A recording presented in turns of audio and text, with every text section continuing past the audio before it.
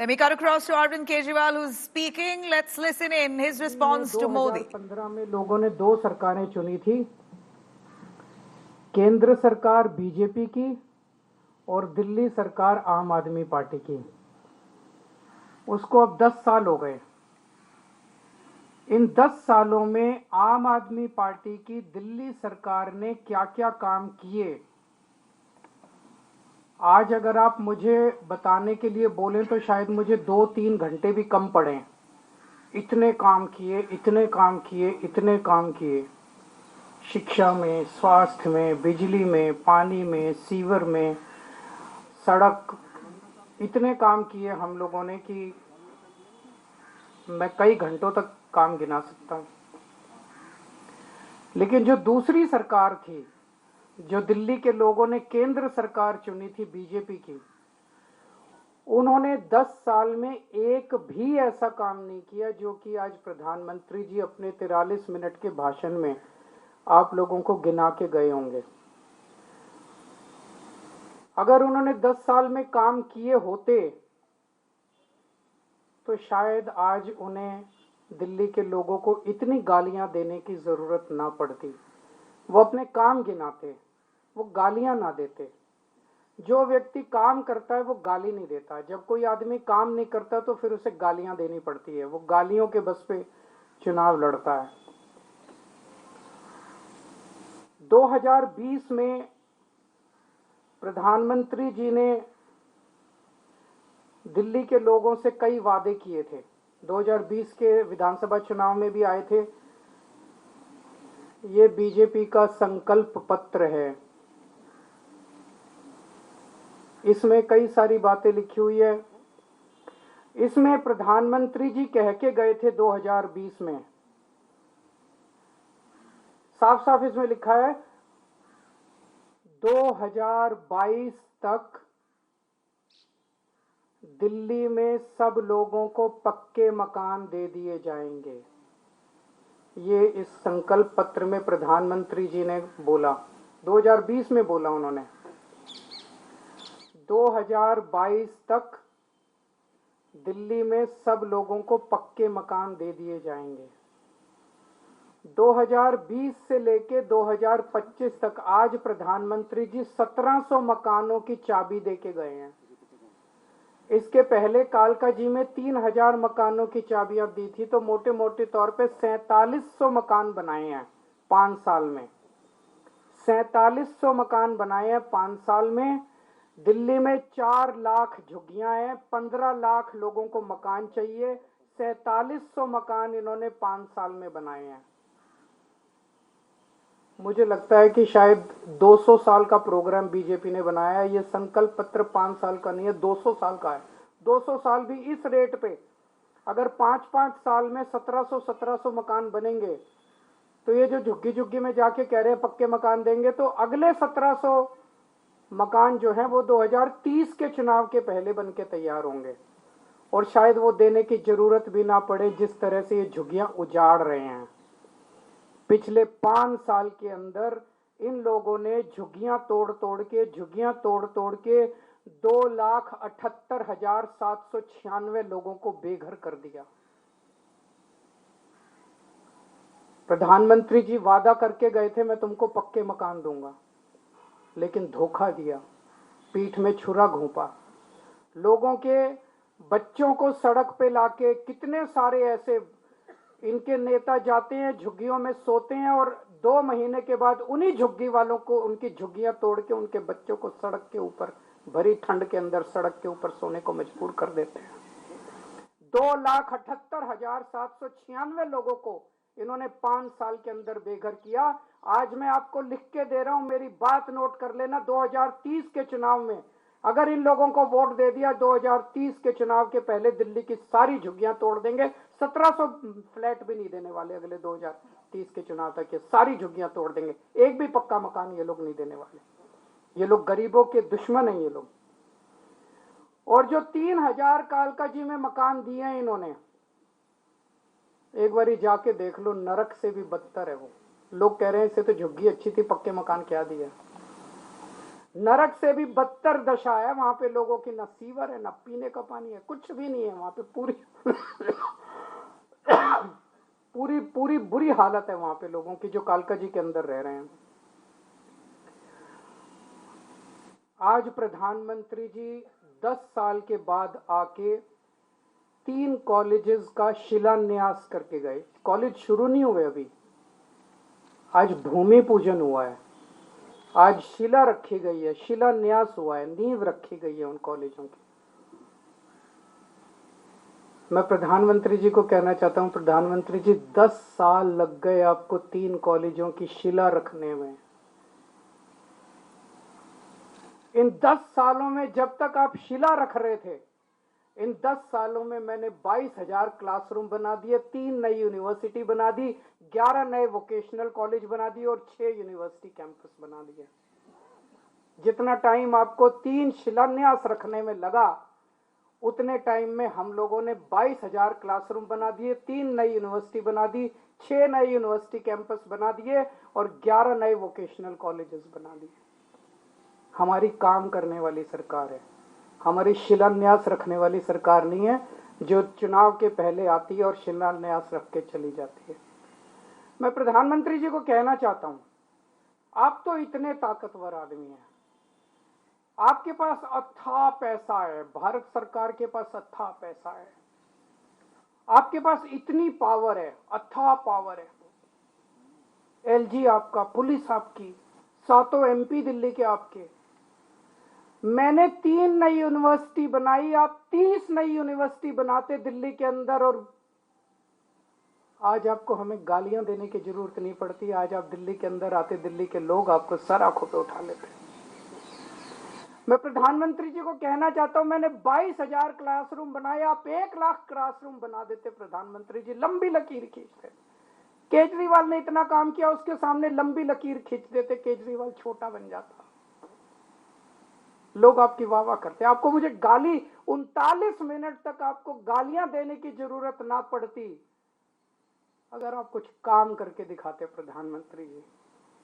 आपकी वाह वाह होती। मैंने 530 मोहल्ला क्लिनिक बनाए 5 साल के अंदर दिल्ली में, आप 5,000 मोहल्ला क्लिनिक बना देते प्रधानमंत्री जी, आपकी वाह वाह होती दिल्ली के अंदर। केजरीवाल को, आम आदमी पार्टी को, झाड़ू को कोई पूछता ही नहीं।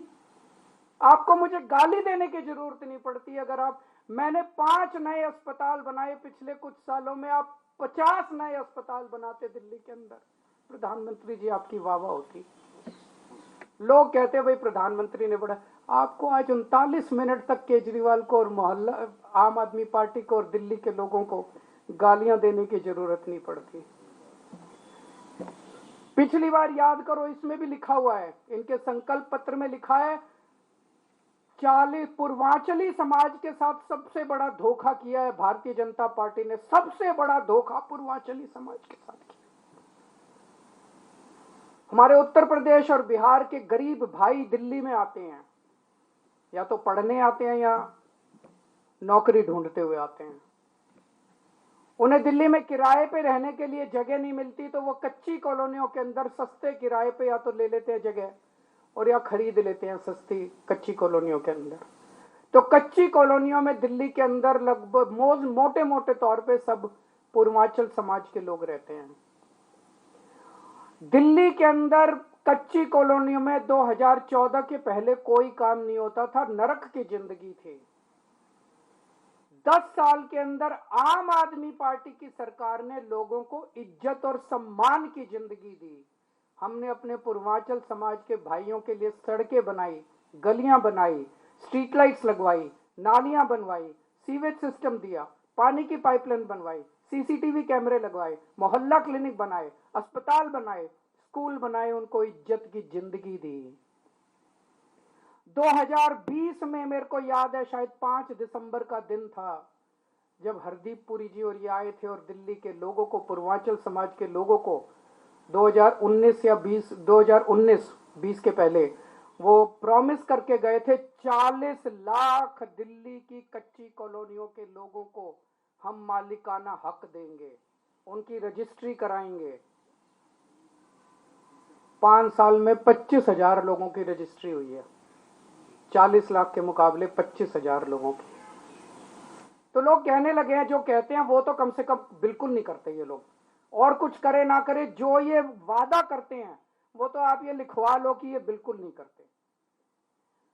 आज प्रधानमंत्री जी बोले दिल्ली में आपदा आई हुई है, कई बार उन्होंने कहा दिल्ली में आपदा आई हुई है, दिल्ली में आपदा। आपदा दिल्ली में नहीं आई, आपदा भाजपा में आई हुई है। 3 तरह की आपदा भाजपा में आई हुई है। पहली आपदा, भाजपा के पास सीएम चेहरा नहीं है।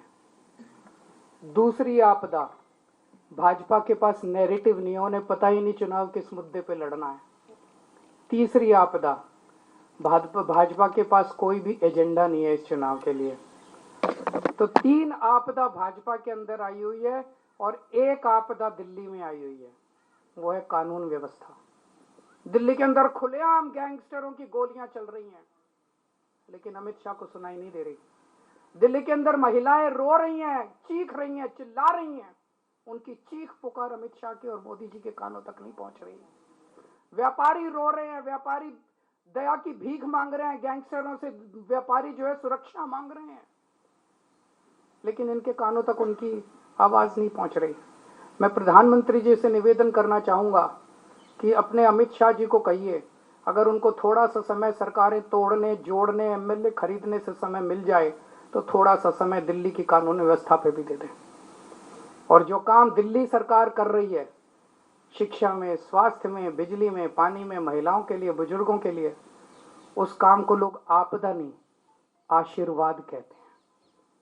अगर आपका कोई प्रश्न है तो आप।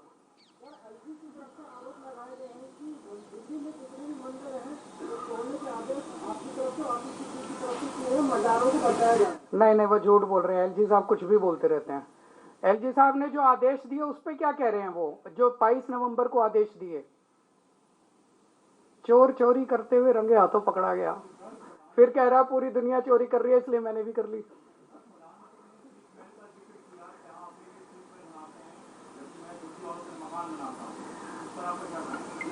₹2700 करोड़ का अपने लिए घर बनाने वाला,